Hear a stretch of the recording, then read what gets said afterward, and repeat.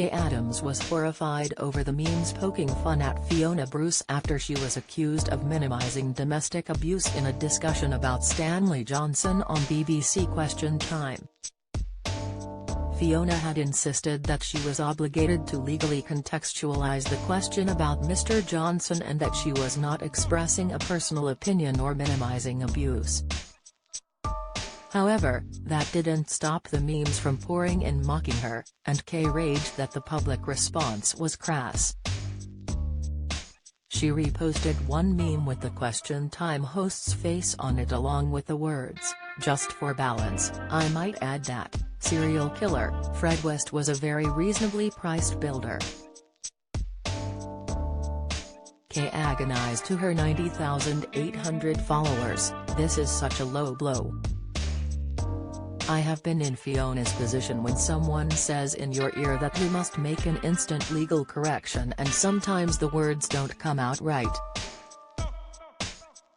To use that to make a crass joke suggesting she disrespects #women's rights is reprehensible."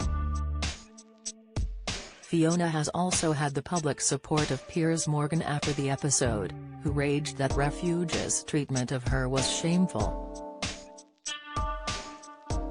The 57-year-old exclaimed, "What a shameful, cowardly way to treat someone who did so much to promote her charity." Fiona Bruce is a thoroughly decent woman who deserves more than being tossed to the virtue-signaling wolves over something she was directed to say in the heat of live TV. Fiona had made her now highly controversial remarks during a heated discussion on Question Time, in which Yasmin Ali Brown had described Stanley Johnson, the father of ex-Prime Minister Boris, as a wife-beater.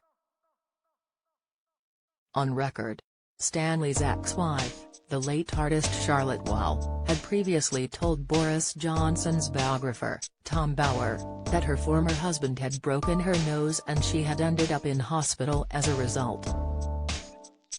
Fiona interjected, "I'm not disputing what you're saying," and added, "Stanley Johnson has not commented on that." She continued, "Friends of his have said it did happen, it was a one-off, only for Yasmin to insist, yes, but it did happen." Following the comments, Fiona was accused of trivializing domestic violence and, amid the storm, had to make the tough decision to step down from her role as domestic violence charity Refuge's ambassador. Some of Kaye's followers joined the debate, with at least Sweeney77 arguing, "I get your point of view, Kaye, but she could have said something like allegedly or similar. To say it was only the once is never okay. Come on."